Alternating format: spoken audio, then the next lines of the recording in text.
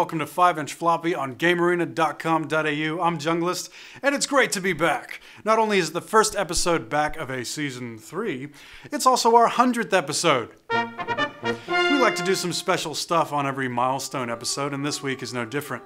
Over the break, we tried out several games, mostly games that you recommended in our end-of-year awards. Games like Hotline Miami, or XCOM. The XCOM project. But every holiday we like to set ourselves some gaming challenges, and we came across a Dark Souls community called the One Bros. The truth is, after a while, Dark Souls is not as hard as everyone makes it out to be. So, dedicated to challenging themselves, the One Bros attempt to beat the entire game without leveling up. Seems crazy, I know, but Dark Souls is very heavy on player skill and less dependent on virtual numbers. We decided to give it a go, record our progress, and take you through the journey. So, join us on our more masochistic version of an already challenging game, and hopefully you'll learn a bit more about what earned our Game of the Year for 2011. This is the adventure of Onederboy. So, it's back to the land of Lordran. Except on this happy excursion, we'll be tackling every obstacle with base stats. Health and stamina will always be the same. Seeing as blocking, dodging, and attacking all use the same stamina bar, that means I'll have to make tough decisions about what to do in the middle of a fight. Strength and dexterity are two stats that'll also never go up. This causes a problem because my starting dexterity isn't even enough to use a basic sword. That limits me to less elegant weapons, like a club with nails hammered into it. I'll be making heavy use of pyromancy in this run. Firstly, because that's the only class that actually starts at level 1, but also because pyromancy is the only magic that doesn't scale with stats. You improve your damage by upgrading your flame. And because my stamina is precious in this run, pyromancy will allow me to do damage while my stamina regenerates from some heavy blocking. But in these starting areas, I'm not even supposed to be much higher than level 1 anyway, so I advance quickly through the undead bird, slaughtering residents who have gone hollow. And the tourist demon isn't that hard if you know what to do. Sup, Solaire? Wanna help us with the gargoyles later? Yes, I'd love to, Onederboy. A little detour to kill Hovel and take his ring, which will let us carry heavier gear. Take out the Tower Knight, the Balder Knight, and it's gargoyle time. We were actually a little nervous about the gargoyles because 2-on-1 is always a hard fight in Dark Souls, but our good buddy Solaire showed up to engage in jolly cooperation. Thus, the first bell was rung, a sound permeating into everyone else's game online, letting them know we had taken the first major step in our One Bro quest. Things are going well so far, but I'm very comfortable in this area. Less comfortable is the next stop, a close quarters encounter with the Capra Demon, with very little room to roll and 2 dogs snapping at my heels. Before we head down into the poisonous swamps below, a visit to the blacksmith to exchange souls for goods and services. One of the good things about not spending souls on leveling up is you can spend them on everything else. In Dark Souls, if you die and fail to return to the spot of your death, you lose all the souls you had on you. So it's usually a wise idea to spend them while you can. This is a world in which enemies respawn when you rest at a bonfire and heal up, so achieving permanency in this world is the goal. Thank you kindly. A lot of people think bonfires are the checkpoints in this game. Not so. Bonfires heal you, but they heal the world around you as well, respawning everyone. The real checkpoints are the permanent changes you make to the world. Every time you max out on arrows from a vendor, upgrade your armor. Every time you kick a ladder down for a shortcut or down a boss, is pulling you up one more ledge in the mountain that is Dark Souls. That's our checkpoint. Using the master key for a shortcut, we made our way to the next big checkpoint, through the swamps and into Quelaag's domain, where a saucy spider sorceress seeks to impregnate us with 8-legged bundles of joy. Like this guy! But that wasn't gonna happen. Quelaag has one big magic AoE attack that I have to watch out for. It can one-shot me, but I managed to roll out of the way in time, and I whittle her down to make my way through and ring the second bell. At this point in the game, I'm feeling confident, and it's time to maximize our gear for the harder bosses ahead. Like a snail, I might not be able to upgrade my gooey innards, but I can sure as hell upgrade my shell. All my souls go towards improving armor and weapons. My brutish clubs will receive the finest fire and lightning enchantments in the game. Our armor gets the best upgrades souls can buy. Happily, it makes a big difference. You see, levels work differently in Dark Souls than in other RPGs. They raise your stats, yes, but more important is what you can do with those stats, what gear you can use. Using a crappy weapon with a lot of strength is vastly inferior to having just enough strength to wield a great weapon.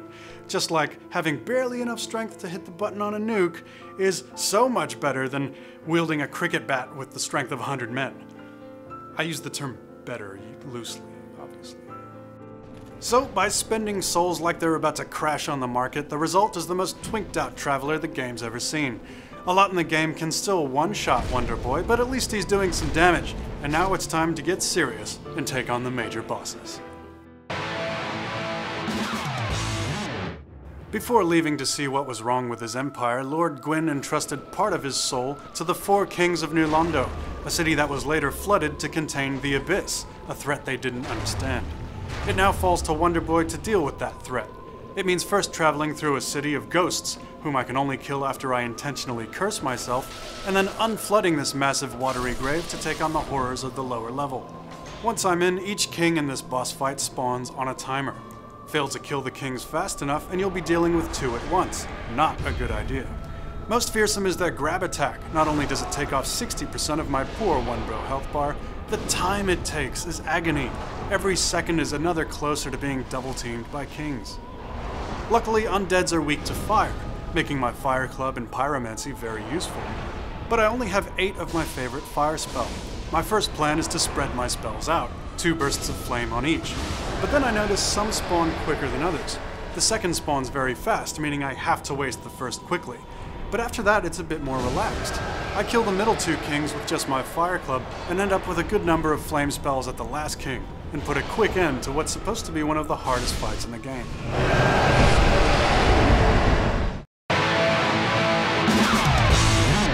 Next up is DLC final boss, Manus, Father of the Abyss. Manus is the source of the Abyss, spreading everywhere like the nothing from the never-ending story. Many people think he's the Lost Lord, the furtive pygmy from the opening cinematic. All that matters to Onederboy is he's in the way. To take him on, we'd have to explore a city that discovered the Abyss by delving too deep in their minds, eventually being driven mad by it. The DLC for Dark Souls was made for people who already know what they're doing, so this was likely to be a tough fight. So let's see if Manus can break through our block with 1 swipe of his toothy hand.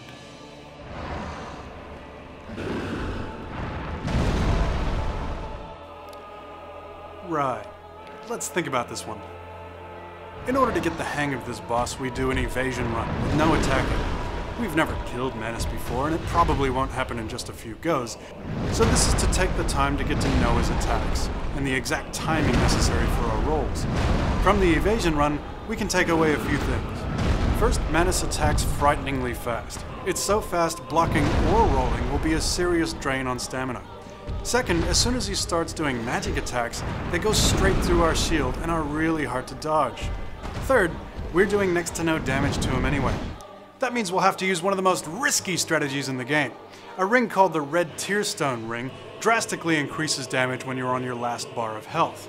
Any hit will kill Onederboy, but it's the only way we'll be doing meaningful damage. The thing we keep coming back to, though, is the magic attacks. I'm getting better and better at dodging his swipes, but when he gets to 60% health, the magic starts, and even if I block, Manus' attacks will worm their way through the metallic sinews of my shield, and that's the end of Onederboy. Apparently you're meant to be able to slowly walk away from them, so okay, let's try it.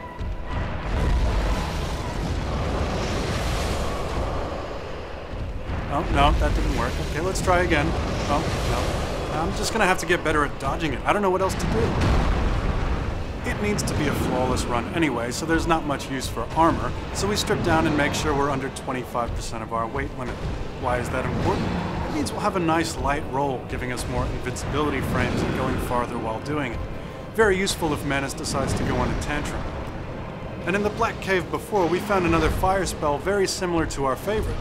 That makes 16 total fire spells, which is almost enough to kill Manus. If we can muster the stamina for a few hits with our club, it'll be job done. In the end, we get a bit lucky, and our fire spells damage him quick enough before he does 1 magic attack. It's not quite the plan, but hey, we'll take it.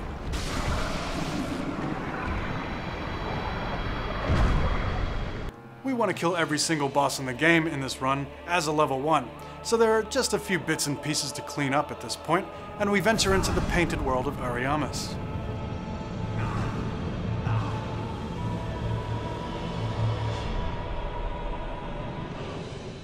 We fight the Phalanx, as well as the undead dragon, and take on Priscilla, a boss who goes invisible, forcing you to look at the footsteps in the snow. While in the painted world, our game gets invaded by a phantom. It's no big deal, easily handled, but it does give us an idea. It's not a complete Dark Souls run without some PvP, right?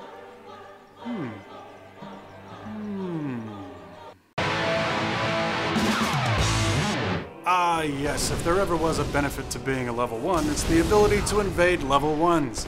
Of course, some of these were a good deal higher than that, but these poor buggers didn't know what hit them. Some of them even tried to run. Ha! You can't run from Onederboy!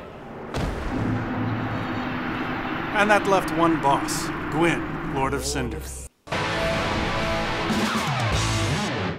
Gwyn himself is largely responsible for the demise of the ancient dragons, such is his power. But when the mystical first flame started waning, he left with a contingent of his silver knights to see what was wrong. The flame then engulfed Gwyn himself, allowing him to stave off the end of the Age of Fire, making him the Lord of Cinder and singeing his silver knights into the fearsome black knights all throughout the land. Gwyn does fire damage, but fire is actually his weakness as well. Having killed Gwyn before, it should be an easier fight than Manus as long as we keep our distance. You can actually parry Gwyn's attacks, but with Onederboy's stunted health bar, we're not feeling confident enough to counterattack. Gwyn has a lightning-fast close-quarters swipe, and if we play this right, we'll never see it. Getting far enough away from Gwyn should tempt him to do his jump attack, which gives us an easy opportunity to roll and counterattack.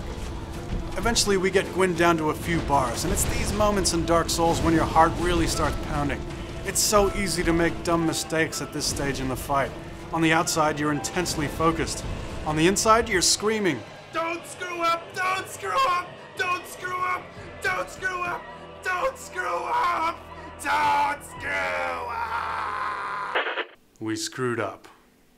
But on our last sliver of health, we were able to roll out of the danger and get that last hit on Gwyn. And with that, Onederboy perpetuates the cycle of Lordran, of new races deposing their forebears. For good or evil, Onederboy is the king of this world, and we are one bro. We hope you enjoyed our little journey, and maybe even learned a bit about Dark Souls as well.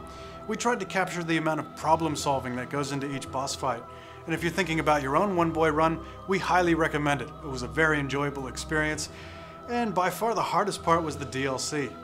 Next week, it's back to normal reviews every week for the rest of the year. It's great to be back. Happy 100th episode, everyone. Be sure to follow us on our Facebook page and the Junglist on Twitter. We'll see you next week.